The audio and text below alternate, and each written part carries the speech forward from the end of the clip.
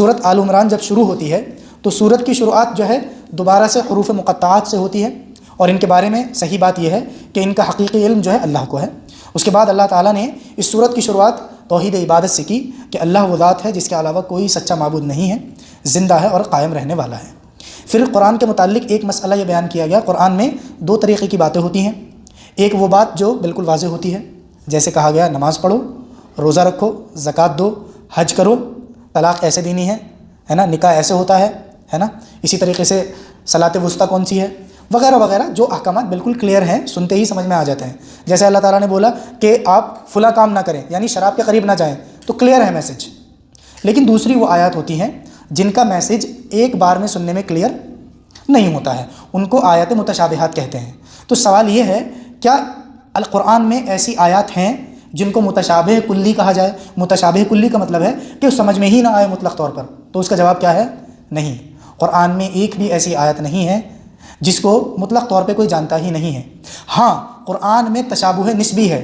تشابہ نسبی کا مطلب کیا ہے کہ ایک کلاس ہے میتھس کی، اس میں 100 اسٹوڈنٹ بیٹھے ہوئے ہیں، ٹریگنومیٹری کا چیپٹر پڑھایا جا رہا ہے۔ 50 بچوں کے لیے ٹریگنومیٹری آسان ہے اور سمجھ میں آنے والی ہے، اور 50 بچوں کے لیے ٹریگنومیٹری مشکل سبجیکٹ ہے۔ تو ٹریگنومیٹری اپنے آپ میں متشابہ چیز نہیں ہے، یہ تشابہ نسبی ہے کہ کچھ لوگوں کے لیے ٹریگنومیٹری مشکل ہے اور کچھ لوگوں کے لیے آسان ہے۔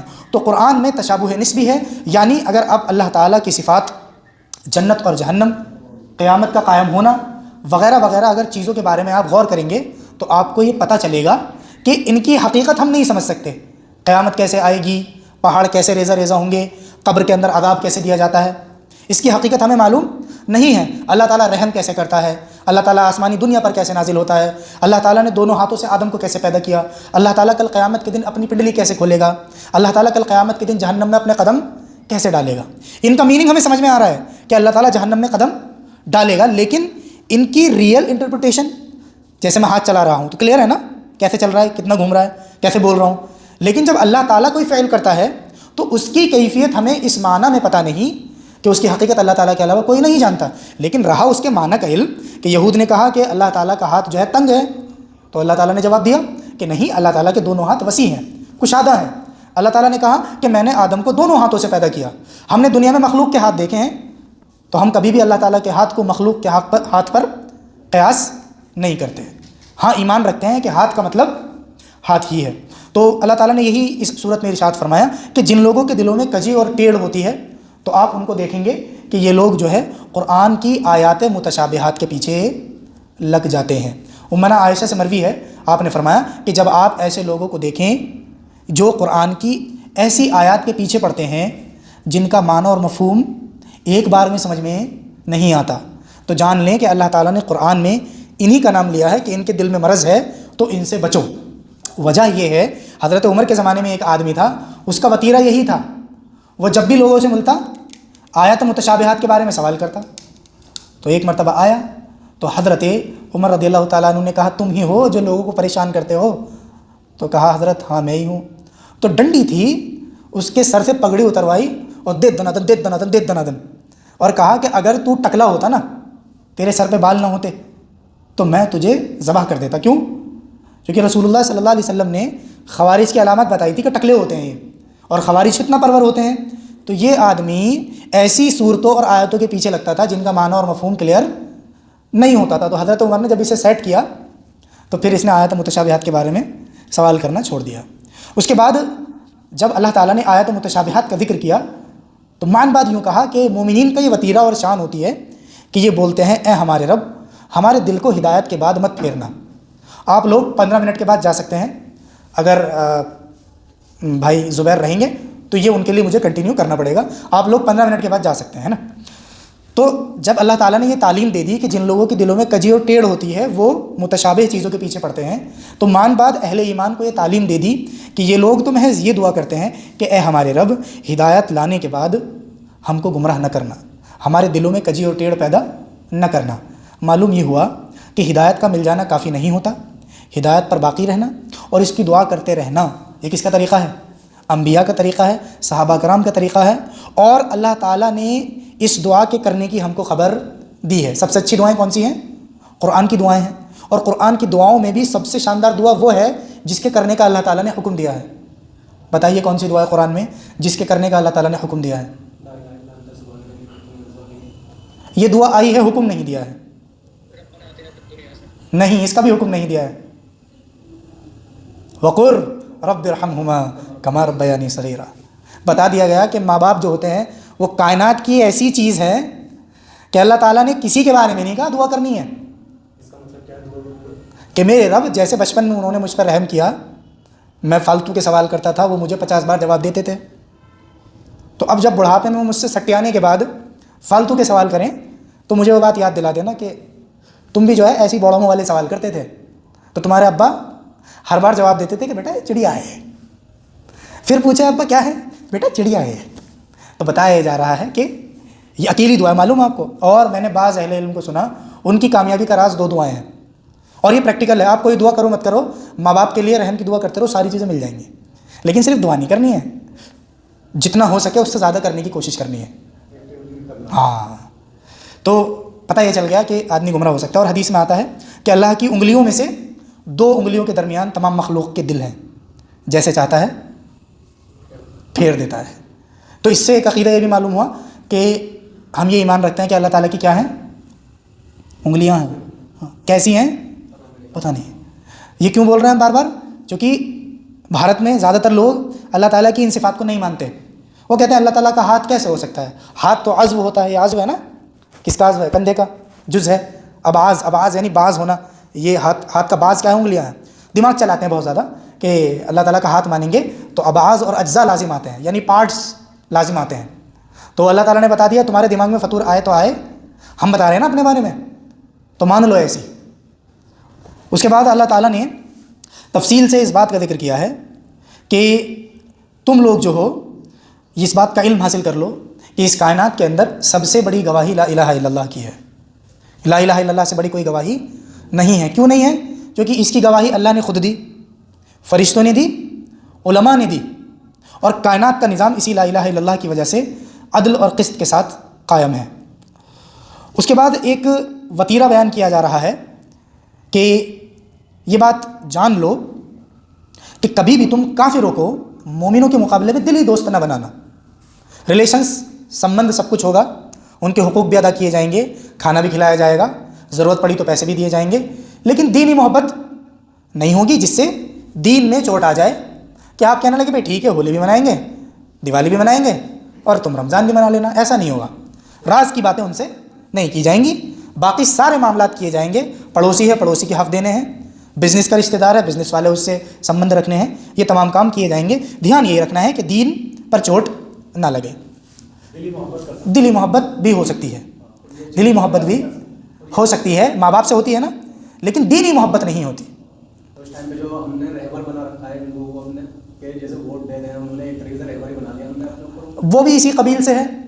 چونکہ بھارتی سمویدھان پہ اوتھ لیتا ہے نا، وہ کہتا ہے میں ایشور کی شپتھ لیتا ہوں کہ میں بھارت کے سمویدھان کو اکچھن رکھوں گا، بنا کسی بھید بھاؤ، جاتی، دھرم، سمپردائے کے سب کی سیوا کروں گا.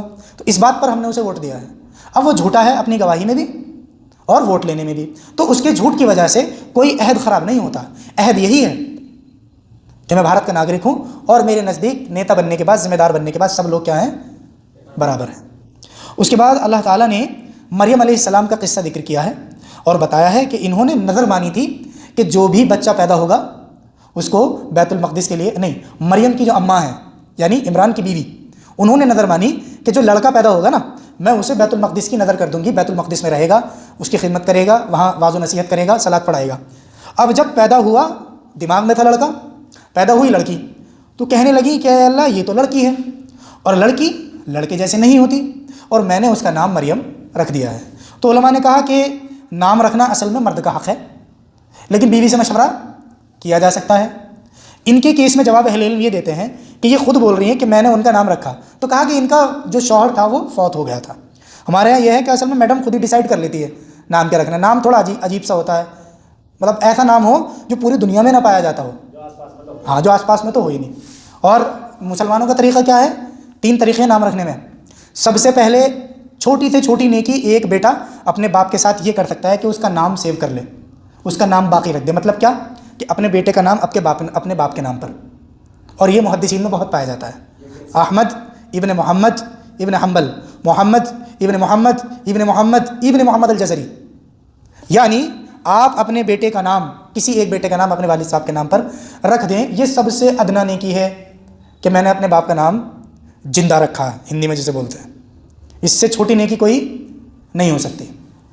اور طریقہ نام رکھنے کا بتا دیا، عبداللہ، عبد الرحمن وغیرہ، یہ نام اچھے ہیں، انبیاء کے نام رکھ لیا کریں، عبد کی نسبت سے نام رکھ لیا کریں، صحابہ کے نام بہت اچھے ہیں وہ رکھ لیا کریں، کیونکہ نام کا اثر ہوتا ہے۔ اور آپ جو ہے نک نیم سے بھی پکار سکتے ہیں، لیکن کوشش یہ کریں کہ لوگوں کو اپنے بچوں کے اصل نام جو ہے متعارف کرائیں اور انہیں سے ان کو پکارا جائے۔ پھر اس کے بعد یہ مریم جو تھی، ان کی کرامت مشہور تھی۔ اہل سنت والجماعت کرامت پر ایمان لاتے ہیں۔ کرامت کہتے ہیں خرق عادت کے خلاف وہ کام جو اللہ تعالیٰ کی مرضی سے کسی مومن بندے پر بنا اختیار و ارادہ ظاہر ہو جاوے۔ یہ اہل سنت والجماعت کا عقیدہ ہے کہ اہل ایمان کے ہاتھوں سے کرامت ظاہر ہوتی ہے۔ معتزلہ کا رد ہے جو بولتے ہیں کرامت کوئی چیز نہیں ہے۔ معتزلہ ایک گمراہ فرقہ ہے، اس کے بارے میں کبھی تفصیل سے پڑھیں گے کہ یہ کون لوگ تھے۔ تو معلوم یہ ہوا کہ ہم اللہ تعالیٰ کے تئیں اس بات پر ایمان رکھتے ہیں کہ مومن بندوں کے ہاتھوں پر خرق عادت کاموں کا ظہور ہوتا ہے، جسے کیا کہتے ہیں؟ کیا کہتے ہیں؟ معجزہ تو نبی کے ہاتھ پر ہوگا۔ کیا بولتے ہیں؟ اگر کسی مومن کے ہاتھ پر ظاہر ہو تو کرامت، اور نبی کے ہاتھ پر ظاہر ہو تو معجزہ۔ ان کے پاس بے موسم پھل آیا کرتے تھے۔ زکریا علیہ السلام کی جو ہے آنکھیں کھلی رہ گئیں کہ اس کے پاس بنا موسم پھل آ جائیں، تو میرے پاس لونڈا کیوں نہیں آ سکتا؟ تو کہنے لگے میرے رب بوڑھا ہو گیا ہوں، بال سفید ہو گئے ہیں، لیکن چاہت یہ ہے کہ ایک غلام دے دے، تو ہم نے بھی دے دیا، ہمارے اوپر کوئی بھاری تھوڑی نہیں ہے۔ تو کبھی بھی اللہ تعالیٰ کی رحمت سے مایوس نہیں ہونا چاہیے۔ انبیاء کا یہ طریقہ ہے کہ وہ اللہ تعالیٰ سے ان چیزوں کو مانگتے ہیں۔ پھر عیسیٰ علیہ السلام کا اس واقعے کا کثرت سے ذکر ہے کہ وہ مردوں کو کیسے کیسے زندہ کرتے تھے، کوڑھی کو صحیح کر دیتے تھے، برس کے بیمار کو صحیح کر دیتے تھے، وغیرہ وغیرہ، اور یہ بھی بتا دیتے تھے کیا کھا کر کے آئے ہو۔ ہمارے ہاں دوسرے ٹائپ کے ہیں، ابھی کیا لایا، اور کیا مال لیا آیا۔ تو دیکھیں یہ بد اخلاقی ہے، کسی کے مال پہ نظر نہیں رکھنی چاہیے۔ کوئی کچھ لا رہا ہے نا تھیلی میں، تو اگر لا بھی رہا ہے تو نظریں پھیر لو اس سے، ضرورت محسوس ہوگی اسے تو تمہیں نکال کے دے دے گا، لیکن تتبع نہیں کرنا چاہیے کہ محلے میں بیٹھ کے پورے دن یہی دیکھتے رہتے ہیں کتنا مال لے آیا۔ مطلب ہمارے بیچارے کچھ لوگ ایسے ہیں رشتہ دار جو ڈبہ لاتے میں پریشانی محسوس کرتے ہیں کہ یار لوگ دیکھیں گے، کیوں؟ برکت کی دعا تو دینے کا نہ ہے، بڑا مال ہٹ رہا ہے، چاندی کٹ رہی ہے، اس کی چاندی کٹ رہی ہے۔ تو یہ ہے تھوڑا سا، تو اس لیے حکم یہ دیا گیا کہ جتنی بھی اچھائیاں ہیں نا چھپا کے رکھنی چاہیے جیب میں گھسیڑ کے۔ کیا کھایا کسی کو نہیں بتاؤں گا، کتنا کماتا ہے کسی کو نہیں بتاؤں گا، بچہ پیدا ہو جائے گا پھر بتا دوں گا پیدا ہو گیا، ڈھنڈورا نہیں پیٹوں گا۔ یعنی الغرض یہ کہ IAS کا ایگزام نکلنے کے بعد جب آ گیا نا نوٹس بورڈ پہ تبھی پتہ چلے گا IAS کی تیاری کر رہا تھا، اس سے پہلے نہیں پتہ چلنا چاہیے، ورنہ تو یہی ہوگا اس کی دیکھ 3 سال سے جو ہے تیاری کر رہا اور مال کھا رہا دلی میں بیٹھ کے۔ تو یہ جو ہے سائیکالوجی آدمی کو بدل لینی چاہیے۔ پہلی بات تو لوگوں پہ زیادہ دھیان دینا نہیں چاہیے۔ پھر اس کے بعد اللہ تعالیٰ نے یہ بیان کیا کہ دیکھو اختلاف ہے تمہارے اور ہمارے درمیان، یہودیوں اور نصارہ، تو دیکھو ایک بات جو کامن ہے اس پر آ جاؤ، وہ یہ ہے کہ اللہ کی عبادت کرو، اس کے ساتھ شرک نہ کرو۔ اور دیکھو تم بھی یہ دعویٰ کرتے ہو کہ تمہارے نبی ابراہیم علیہ السلام ہیں اور ہمارے بھی ابراہیم ہیں، تو ابراہیم نہ تو یہودی تھے نصرانی، وہ حنیف تھے اور مسلمان تھے، تو لہذا اختلاف کیا ہوگا؟ ختم ہو جائے گا۔ یہی مسلمانوں کے تمام فرقوں سے بات ہے کہ نبی بھی ایک، رسول بھی ایک، صحابہ بھی سارے ایک ہیں سب کے نزدیک، قرآن بھی ایک ہے، سنت بھی ایک ہے، تو اختلاف کی کوئی وجہ بنتی نہیں ہے۔ جیسے انہوں نے سمجھا ہے ویسے ہی سمجھ لو، مسئلہ حل ہو جائے گا۔ پھر ایک صفت یہ بیان کی جا رہی ہے 4 پارے کے شروع میں کہ مومنین جو ہوتے ہیں مال محبوب خرچ کرتے ہیں، مال محبوب خرچ کرتے ہیں تو ہی اصل نیکی کو پائیں گے۔ اور بعض روایات میں آتا ہے کہ جب خوب مال ہوتا ہے نا تو خرچ کرنا آسان ہوتا ہے، سب خرچ کر دیتے ہیں۔ اصل یہ ہے کہ فقر اور تنگی کا خوف ہو اس کے بعد بھی خرچ کرتا ہے، چونکہ یہ کیا ہے، اس کا یقین زیادہ ہے نا۔ بھائی جس کے پاس 20-30 کروڑ روپے کیش رکھے ہیں اور وہ 2-4 لاکھ روپے خرچ کر دیتا ہے، ناٹ اے بگ ایشو، کوئی بڑا مسئلہ نہیں ہے۔ لیکن جس آدمی کے پاس ہے ہی 8-10 لاکھ روپے اور اس میں سے بھی وہ 1-2 لاکھ روپے نپٹا دیتا ہے ہر رمضان، باوجود اس کے کہ اس کو معلوم ہے کہ کچھ ناگہانی بھی ہو سکتی ہے، تو اس شخص کی تعریف کی گئی ہے۔ کہا کہ بر اور نیکی کو اس وقت تک نہیں پا سکتے جب تک کہ مال محبوب نہ خرچ کر دو۔ ایک آیت سنی اور بیر معاونہ نامی ایک باغ تھا، پورا صدقہ کر دیا رسول اللہ، اسے مہاجرین اور انصار کی خدمت میں لگا دیجیے۔ چونکہ بہت سیدھی سی بات تھی ان کے یہاں کہ آپ اگر چناؤ میں 5-10 کروڑ روپے خرچ کرتے ہیں صرف اس لیے کہ نیتا جی بن جائیں گے تو بزنس آسان ہو جائے گا، رسک ہے، جیت بھی سکتے ہیں ہار بھی سکتے ہیں، لیکن جب آپ اللہ کے راستے میں خرچ کرتے ہیں تو کنفرم ہے کہ ڈبل ہونا ہے دنیا میں بھی، اور مرنے کے بعد جو ملنا ہے سو تو ملنا ہی ہے۔ اس کے بعد ایک برائی ان کی یہ بیان کی جا رہی ہے کہ یہ لوگوں کو اللہ تعالیٰ کے راستے سے روکا کرتے تھے۔ اللہ تعالیٰ نے ان کو ڈرایا کہ دیکھو اللہ کے راستے سے نہ روکو، یہ مت بولا کرو کہ یہ قیامت ویامت آنے والی نہیں ہے. بھئی آپ کا کام نہیں ہے قیامت کے بارے میں خبر دینا، آپ کا کام نہیں ہے. آپ اگر قیامت پر ایمان نہیں رکھتے مت رکھو، دوسرے آدمی کی بھاوناؤں کو کیوں چھیڑ رہے ہو؟ بھئی آپ گیان یہ دیتے ہو کہ رہنا ہے تو صحیح سے رہ لو، ہے نا، دوسروں کی بھاوناؤں کا اہتمام کرو. تمہارے چکر میں ہم گوشت کھانا بند کر دیں بنا بات کے، ہمیں نہ مت لینا ایک نہ دینا ایک. تو تمہاری بھاونائیں ہیں اور ہماری بھاونا کچھ نہیں ہے. تو یہ فساد مت مچایا کرو، ہے نا. اچھے خاصے پڑھے لکھے بڑے آدمی ہو تم، کوئی ضرورت ہے نہیں اتنا فساد مچانے کی. تو یہ فالتو کا کمنٹ مت کیا کرو کہ یہ آئے گی وہ نہیں آئے گی. وہ مرنے کے بعد سب پتہ چل جائے گا کیا آئے گی یا نہیں آئے گی. فی الحال ذمہ داری تمہارے اوپر یہ ہے کہ یہ جو کام دیا گیا ہے نا آپ کو، اس کام کو ذرا سنبھال لیجئے آپ، جتنی ذمہ داری آپ کے اوپر ہے. اس کے بعد اللہ تعالیٰ نے ایک صفت یہ بیان کی ہے قیام اللیل سے متعلق کہ وہ لوگ جن کو کتاب دی گئی ہے وہ جو رات بھر کھڑے رہتے ہیں، تلاوت کرتے ہیں اللہ تعالیٰ کی آیات کی اور سجدہ کرتے ہیں. یہ ان لوگوں کی طرح نہیں ہے جو یہ یہود ہیں، جو اللہ پر ایمان نہیں لاتے اور لوگوں کو اللہ کے راستے سے روکتے ہیں. تو معلوم کیا ہوا کہ راتوں کو قیام اللیل میں کیا کرنا ہے؟ کھڑے ہونا ہے. کھڑے نہیں ہوں گے تو مقصد حاصل نہیں ہوگا. اب دقت یہ ہو رہی ہے کہ جو 20 رکعت پڑھتے ہیں وہ تو پڑھتے ہیں 10، اور جو 8 رکعت پڑھتے ہیں وہ پڑھتے ہیں 4. چونکہ اس بات پر تو پورے اہل سنت والجماعت کا اجماع ہے کہ اگر کوئی آدمی جان بوجھ کر قیام چھوڑے، قیام نکل جائے گھر سے آنے میں، وہ کیس الگ ہے. قیام نکل گیا، آپ نے رکوع میں پایا، آپ کی نماز ہوئی یا نہیں ہوئی، یہ الگ کیس ہے. ایک علماء کی رائے یہ ہے کہ نماز ہو جاتی ہے، دوسرے یہ بولتے ہیں بھائی قیام بھی چھوٹ گیا اور سورہ فاتحہ بھی چھوٹ گئی تو نماز نہیں ہوگی. لیکن پھر بھی گنجائش نکل رہی ہے کہ آپ کی نماز ہو جائے گی. لیکن جو آدمی جان بوجھ کر قیام چھوڑے، اس پر اتفاق ہے کہ اس کی نماز نہیں ہوتی. وجہ قیام کرنا کیا ہے؟ فرض اور رکن ہے. اور جس نے رکن جان بوجھ کر چھوڑ دیا اس کی رکعت نہیں ہوئی. تو اول تو گناہ ملے گا رکعت چھوڑنے کا، دوسرا ایک رکعت کوئی نماز نہیں ہوتی. آپ نماز کا کیا ہے؟ نہ جانتے ہوئے، نہ دانستگی سے مذاق اڑا رہے ہیں. اس لیے دیکھیں یہود ایسے تھے اچھے والے کہ اللہ تعالیٰ کی آیات کی تلاوت کرتے تھے اور رات بھر اللہ تعالیٰ کے لیے سجدہ ریز رہتے تھے، اللہ پر ایمان لاتے تھے، آخرت پر ایمان لاتے تھے، امر بالمعروف اور نہی عن المنکر کرتے تھے. جو بھی ان کی فیلڈ تھی، اپنی فیلڈ میں لوگوں کو اچھی بات کا حکم دیتے اور بری بات سے روکتے تھے. اس کے بعد سود کھانے کے بارے میں فرمایا جا رہا ہے کہ سود کو بڑا چڑھا کر نہ کھایا کرو، اللہ تعالیٰ سے ڈرو. اگر سود سے باز آ گئے تو تم کامیاب ہو جاؤ گے. اور ایسی جنت کی طرف تم سبقت لے جاؤ اور دوڑ لگاؤ جس کی چوڑائی زمین و آسمان کے برابر ہے، جو ان لوگوں کے لیے تیار کی گئی ہے جو اللہ سے ڈرتے ہیں، متقی ہیں. ان کی صفت یہ ہے مال خرچ کرتے ہیں. اس میں مال کا بہت ذکر آئے گا، آگے آئے گا وَلَا تَحْسَبَنَّ اللَّهَ يَبْخَلُونَ بِمَا آتَاهُمُ اللَّهُ مِنْ فَضْلِهِ هُوَ خَيْرٌ لَهُمْ بَلْ هُوَ شَرٌّ لَهُمْ. جن کو ہم نے مال دیا ہے اور وہ جمع کر کے رکھتے ہیں اور ڈھیر لگاتے ہیں اور بخیلی کرتے ہیں، تو وہ یہ نہ سمجھے کہ ان کے حق میں یہ بہتر ہے، برا ہے. ان قریب ان کے گلوں میں توق ڈالی جائے گی اس مال کی جس کو یہ اپنے تئیں جمع کر کے رکھتے ہیں. دوسری ان کی صفت ہے کہ یہ خرچ کرتے ہیں تنگی میں بھی اور آسانی میں بھی، اور جب پریشان ہوتے ہیں اور غیظ و غضب کے وقت یہ اللہ تعالیٰ کے لیے غصہ چھوڑ دیتے ہیں، لوگوں سے عفو درگزر کا معاملہ کرتے ہیں، اور یقیناً اللہ تعالیٰ احسان کرنے والوں کو پسند فرماتا ہے. میرے پاس ہے، لگا دوں گا میں. زبیر موجود ہے کیا؟ ہاں زبیر. جب جانا ہو تو بتا دینا، بند کر دیں گے، ٹھیک ہے؟ چلو ایک کام کرتے ہیں 15 پر ختم کر دیتے ہیں نا، چلے جائیے گا پھر آپ لوگ. اس کے بعد عقیدے کا ایک مسئلہ یہ بیان کیا جا رہا ہے کہ محمد صلی اللہ علیہ وسلم جو ہیں وہ کون ہیں؟ رسول ہیں. تو پہلی ڈگری کیا ہے رسول اللہ صلی اللہ علیہ وسلم کی؟ رسول ہیں، آقا نہیں ہیں، سرکار نہیں ہیں. رد ہے ان لوگوں کا جو رسول اللہ صلی اللہ علیہ وسلم کو کیا بولتے ہیں؟ آقا نے ارشاد فرمایا، آقا نے ارشاد فرمایا، سرکار دو عالم نے ارشاد فرمایا. نہیں، رسول اللہ صلی اللہ علیہ وسلم سب سے بڑی ڈگری ہے اس دنیا کی، رسول سے بڑی کوئی ڈگری نہیں ہوتی. پھر عقیدہ بیان کیا کہ ان سے پہلے بھی رسول تھے، اکیلے نہیں ہیں وہ اس دنیا میں، اور بتایا کہ اگر وہ مر جائیں یا قتل کر دیے جائیں تو کیا تم دین میں دوبارہ سے اس کو چھوڑ دو گے، دین سے روگردانی کر دو گے، اپنی ایڑیوں کے بل پھر جاؤ گے؟ اور جو کوئی پھر جائے تو اللہ تعالیٰ کو تو نقصان کرنے والا ہے نہیں. کیوں؟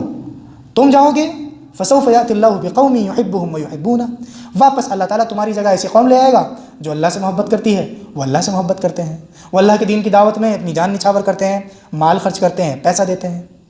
اب مرضی ہے، نہ تو تمہارا دین میں رہنا اللہ کو کوئی فائدہ دیتا ہے، نہ دین سے نکل جانا کوئی نقصان پہنچاتا ہے. فرمایا کہ جو کوئی بھی اپنی ایڑیوں کے بل پھر جائے تو اللہ کو تو تکلیف دینے والا نہیں ہے، اور اللہ تعالیٰ ان قریب قدردانوں کو، شکر گزاری کرنے والوں کو بدلہ عطا فرمائے گا۔ اس سے یہ معلوم ہوا کہ رسول اللہ صلی اللہ علیہ وسلم وفات پا چکے ہیں، آپ کو موت واقع ہو چکی ہے، یہ متفقہ عقیدہ ہے، اور رسول اللہ صلی اللہ علیہ وسلم کا اس دنیاوی زندگی سے کوئی بھی سبند نہیں ہے، آپ کا سبند اس دنیا سے ختم ہو چکا ہے، آپ برزخی زندگی میں سب سے اعلیٰ زندگی جی رہے ہیں اپنے رب کے یہاں۔ پھر اس کے بعد ایک عقیدہ یہ بیان کیا جا رہا ہے، وَكَأَيٍّ مِّن نَبِيٍّ قَاتَلَ مَعَهُ رِبِّيُّونَ كَثِيرٌ، کتنے ہی نبی ایسے ہیں کہ ان کے ساتھ ربیین نے قتل کیا، یعنی مقاتلہ کیا، جہاد کیا۔ تو جب انہوں نے اللہ تعالیٰ کے دین کی دعوت میں جہاد کیا، زبان سے بھی، قلم سے بھی اور تلوار سے بھی، تو اس قتال جہاد کے درمیان نہ تو دعوت کے میدان میں کبھی تھکے، فما وہنوا لما اصابہم فی سبیل اللہ، نہ تو کبھی وہن آیا، وما ضعفوا، اور نہ ہی کبھی انہیں کمزوری آئی، وما استکانوا، اور نہ ہی انہیں کبھی تکان نے آ گھیرا۔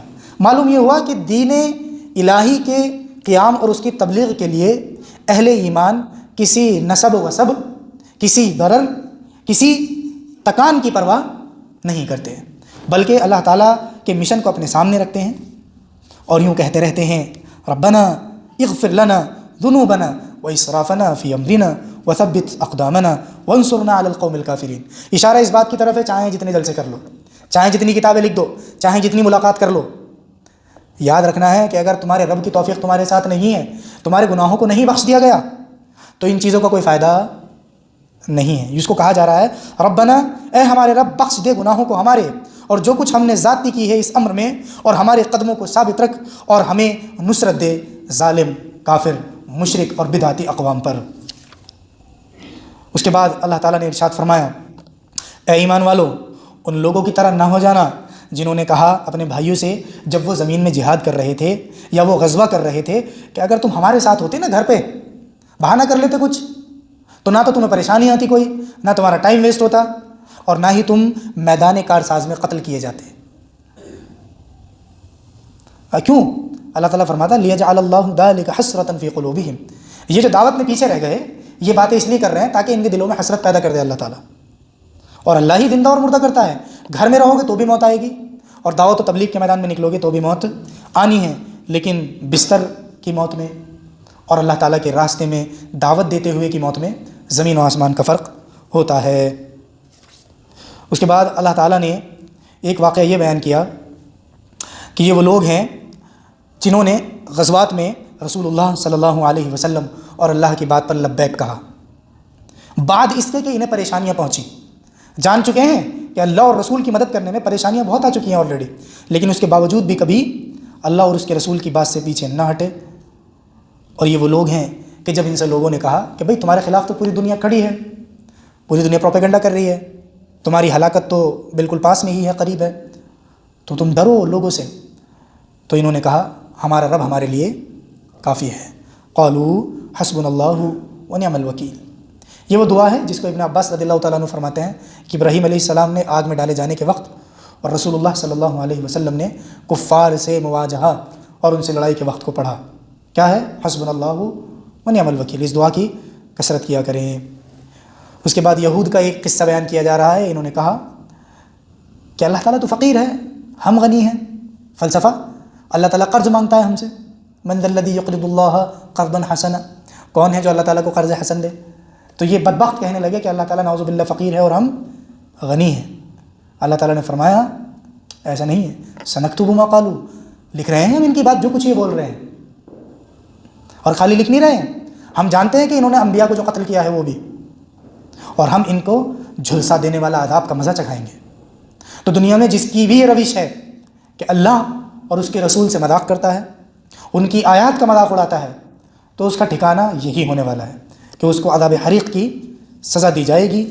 اور فرمایا کہ ہر نفس کو موت کا ذائقہ چکھنا ہے، اور تم کو قیامت کے دن تمہارے اعمال کا پورا بدلہ دے دیا جائے گا، جو کوئی بھی جہنم سے بچا کر جنت میں داخل کر دیا گیا تو یہی تو کامیابی ہے۔ رہا دنیاوی زندگی کا معاملہ تو یہ تو دھوکے کا سامان ہے، آج ہے کل نہیں ہے، کل نہیں تھی آج ہے، ہو سکتا ہے باقی رہے، ہو سکتا ہے زائل ہو جائے، تو کبھی بھی متاع غرور کے لیے اپنی آخرت کو تباہ اور برباد نہیں کرنا چاہیے۔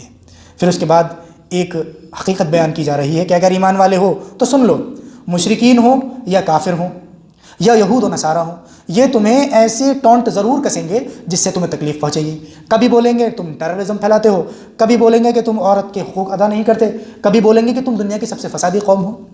یہ نئی باتیں نہیں ہیں، ہمیشہ سے اس قسم کی باتیں کفار اور مشرکین یہود و نصارہ مسلمانوں کے خلاف نیگیٹو پروپیگنڈا پھیلاتے ہوئے کرتے رہتے ہیں۔ کرنا کیا ہے؟ جواب دے دو، بہت اچھی بات ہے، فرنٹ فٹ پر کھیلو گے، ان کے ہر اعتراضات کا جواب دو گے کہ آتنکواد ہم نہیں پھیلاتے، آتنکواد تو تم پھیلاتے ہو، تمہارے ذمہ داران پھیلاتے ہیں، اپنے ہی دیش کے لوگوں کو سانس لینے نہیں دیتے، اپنے ہی دیش کے لوگوں کو ٹیکس کے نام پر پیٹتے ہیں، اپنے ہی دیش کے لوگوں کو جی ایس ٹی کے نام پہ پیٹتے ہیں، اپنے ہی دیش کے لوگوں کو روڈ ٹیکس کے نام پہ مارتے ہیں، اپنے ہی دیش کے لوگوں کو پروٹیسٹ کرنے پر مارتے ہیں، اپنوں کو ڈانٹتے ہیں اور غیروں کو بانٹتے ہیں۔ دیکھو کوئی غیر بھارتی لے آؤ، کیسے اس کو آنکھوں پر بٹھائے پھریں گے، اور بھارتی ہوگا تو اس کے لیے بولیں گے پشو پر دیا کرو، اور آگے محذوف ہوتا ہے انسانوں پر نہیں۔ یہ جتنے بھی دلی میں آٹو والے ہیں جن کے پیچھے لکھا رہتا ہے پشو پر دیا کرو، اس کا مطلب کیا ہے؟ یہ جو کٹوا ہے یہ پشو کی ہتیا کرتا ہے، یہ پشو پر دیا نہیں کرتا، تو لہذا تم پشو پر دیا تو کرو، نندی مہاراج پر بھی کرو، نندی مہاراج مطلب جو کاؤ کا میل ہوتا ہے، اور میاں پر بھی کرو، لیکن مسلمان کو جہاں ملے اس کو سیٹ کر دو۔ تو یہ وہی بولتا پشو پر دیا کریں، انسانوں پر نہیں، اور انسانوں میں مسلمانوں پہ تو بالکل بھی نہیں۔ اس کو کہا جا رہا ہے کرنا یہ ہے تمہیں، یہ تکلیف دہ چیزیں تو تم سے پہلے بھی بہت سنی ہے مسلمانوں نے، صبر کا دامن تھامے رکھو اور تقوی اختیار کرو، موحد ہو جاؤ، عقیدہ درست کر لو، عقیدہ صحیح ہو جائے گا، توحید و سنت کی پاسداری کرنے لگو گے، لا یضرکم کیدہم شیئا، ان کی مکر و فریب کوئی نقصان نہیں پہنچائیں گی، یقیناً یہ ہمت کے کاموں میں سے ہے۔ اس کے بعد سورۃ آل عمران کی آخری 10 آیات، ویل لمن قرأها ثم لم يتدبروا فيها، برائی ہے ہر اس شخص کے لیے جو سورۃ آل عمران کی یہ 10 آخری آیات پڑھے پھر ان پر تدبر اور غور و فکر نہ کرے، کیونکہ رسول اللہ صلی اللہ علیہ وسلم صبح اٹھتے ہی ان 10 آیتوں کی تلاوت کیا کرتے تھے، آپ بھی اس کا اہتمام کریں۔ ان فی خلق السماوات والارض سے لے کر یا ایھا الذین آمنوا اصبروا وصابروا، بہت سی دعائیں ہیں، مسلمانوں کے ایٹیٹیوڈ کا ذکر ہے کہ یہ کبھی بھی کفار کے زمین پر دن دنانے سے گھبراتے نہیں ہیں۔ کیا سامراجیہ کھڑا کرا ہے ان لوگوں نے، کتنے طاقتور لوگ ہیں، کتنے پراسپیرس لوگ ہیں۔ متاع قلیل، اللہ فرما رہا ہے متاع قلیل ہے، 50-60 سال میں کلٹی ہو جائیں گے، اس کے پاس سے کچھ نہیں بچے گا ان کے پاس۔ ثم مأواہم جہنم وبئس المہاد، لیکن اس شخص کا معاملہ جو متقی ہے، جو مومن ہے، لیکن الذین اتقوا ربہم لہم جنات تجری من تحتها الانہار، ان کے لیے جنتیں ہیں اور ایسی نہریں ہیں ان کے نیچے جو نہ کسی آنکھ نے دیکھی، نہ کسی کان نے سنی، نہ کسی دل پر اس کا خیال گزرا۔ لہذا ہمیں چاہیے کہ ان اوصاف اور ان اخلاق سے اپنے آپ کو متصف کر لیں اور دنیا کی زندگی کو اسی حساب سے جئیں جس حساب سے قرآن نے اس کو بیان کیا ہے کہ چاہے جتنا بھی خوش ہو جائے آدمی، اس کو غم لاحق ہونا ہے، اور جتنا بھی غم آ جائے ایک نہ ایک دن خوشی لاحق ہونی ہے، نہ اس کا غم دائمی ہے نہ اس کی خوشی دائمی ہے۔ تو جب بین بین معاملہ یہ ہے کہ غم اور خوشی لگے رہتے ہیں تو ہم اسی اعتبار سے اپنے رب کو راضی کرنے میں خوشی کی بھی پرواہ نہیں کرتے اور غم کی بھی نہیں کرتے، اسی طریقے سے اس کو ناراض کرنے میں ہم اس بات کا اہتمام کرتے ہیں کہ رب ناراض نہ ہو، اب چاہے نقصان چاہے جتنا ہو جائے۔ لہٰذا ایمان والو صبر کرتے رہو، صبر کی تلقین کرتے رہو، اللہ تعالیٰ کے راستے میں مرابطہ کرتے رہو تاکہ تم کامیاب ہو جاؤ۔ صلی اللہ علیہ نبینا محمد، السلام علیکم ورحمۃ اللہ۔ جو شہید ہوئے ہیں انہیں مرا مت لو اور اللہ کے رسول ویاکم، تو ان کو کیسے کہہ دیا جائے گا یہاں یہ چیز ہے ان سے مانگ نہیں سکتے یا ان سے یہ نہیں کہہ سکتے، اور یہ بھی ہے کیا نہیں کر سکتے، اللہ کے رسول نہیں دے سکتے، لیکن یہ مرا نہیں کہا گیا۔ اگر کوئی کوشچن آنسر ہو تو بتا۔ اس کو جو ہے نا اینٹی کلاک وائز اب گھمائیں گے نا آپ اسے، ہاں تو ڈھیلا ہو جائے گا، اور جب جہاں ہمیں ٹائٹ کرنا ہے تو کلاک وائز گھما کر کے اس کو ٹائٹ کر دیں گے، ایسے خراب نہیں ہوگا۔ آپ کا سوال ہے کہ انہیں مردہ نہیں کہا گیا، تو کچھ لوگ کہتے ہیں جب مردہ نہیں ہے تو مانگو، ایسے ہی ہے نا؟ ہاں، تو مردہ نہ کہنے کی بات کہی گئی ہے تو ان سے پوچھا جائے کیا یہ زندہ ہیں، یہاں قبر میں زندہ ہیں؟ تو جواب سیدھا سا ہے، بات یہ کہی گئی ہے کہ ان پر مردوں کے احکامات نافذ نہیں ہوتے، نہ انہیں غسل دیا جاتا ہے، نہ انہیں کفن پہنایا جاتا ہے۔ ہاں، شہداء کو نہ غسل دیا جاتا ہے نہ ہی ان کو کفن پہنایا جاتا ہے، ان کا پروٹوکول الگ ہے۔ جیسے انبیاء ہیں، انبیاء کے جسموں کو مٹی نہیں کھاتی، اپنی قبروں میں زندہ ہوتے ہیں، کیسے ہوتے ہیں یہ معلوم نہیں۔ زندہ وہ شخص بھی ہے جس کو عذاب دیا جا رہا ہے اور جس کو ثواب دیا جا رہا ہے، لیکن دونوں کے زندہ ہونے میں ایسے ہی فرق ہے جیسے نبی اور عام امتی میں ہے۔ تو سب سے اونچا درجہ کس کا ہے، نبی کا یا شہید کا؟ نبی کا درجہ۔ سارے شہید مل کر ایک نبی کو نہیں پہنچ سکتے، لیکن یہ بات الگ ہے کہ اللہ تعالیٰ نے ان کی شان اور ان کی منزلت بیان کرتے ہوئے فرما دیا کہ آپ انہیں مردہ نہیں کہے، چونکہ ہم نے اپنے راستے میں شہید ہونے کی وجہ سے یہ پروٹوکول دیا ہے کہ وہ زندہ ہیں۔ Anything else? کسی اور کوشچن ہے؟ ویل بھائی کا کوشچن ہے۔ میں یہ کہہ رہا تھا جیسے شیخ نے بیان کرا کہ رسول اللہ کو سرکار دو عالم اور آقا نہیں کہنا چاہیے یا پھر کو نہیں کہنا چاہیے؟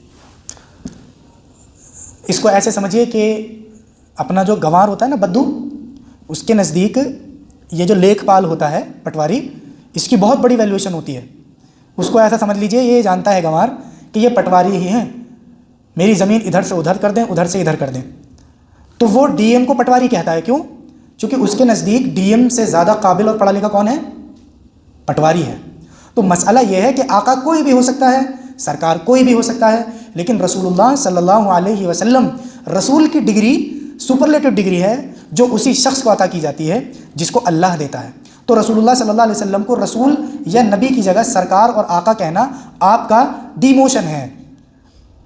تو آپ چاہتے ہیں کہ رسول اللہ صلی اللہ علیہ وسلم کو پروموشن کی جگہ ڈیموشن دیا جائے، اگر آپ کے نزدیک یہ ٹھیک ہے تو پھر صحیح ہوگا، لیکن کوئی بھی اس کی وکالت نہیں کرے گا کہ رسول اللہ صلی اللہ علیہ وسلم، قرآن نے ہمیشہ کیا کہا؟ محمد رسول اللہ، یا ایھا النبی، صحابہ نے کیا کہا؟